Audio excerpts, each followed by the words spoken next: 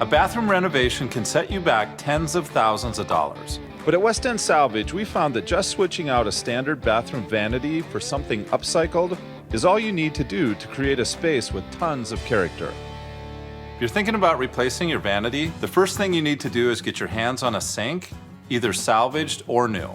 I always suggest salvage because I own a salvage store. Once you have the sink in hand, then you can start looking for a piece of furniture that you can drop the sink into. You want to find a piece of furniture that's counter height between 30 and 34 inches tall. You also need to find a piece that's deep enough to hold the sink that you've picked. You need to be sure and measure the frame of the furniture, not just the overhang of the top.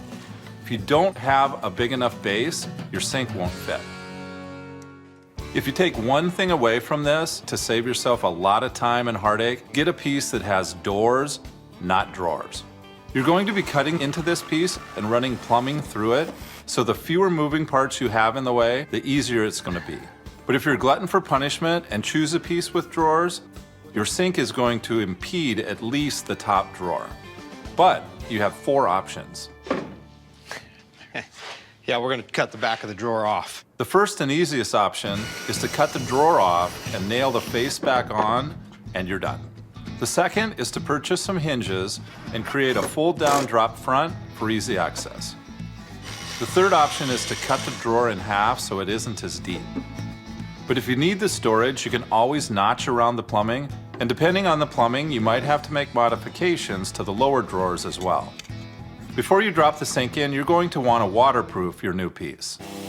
With this one, we're going to sand it, stain it, and add a few coats of poly. The goal is to seal it and protect it from water and humidity. Once the bowl is in, add some silicone caulk and you're good to go. You're going to need to modify the back to accommodate the plumbing, but at the end of the day, you've got a really cool look for a few $100.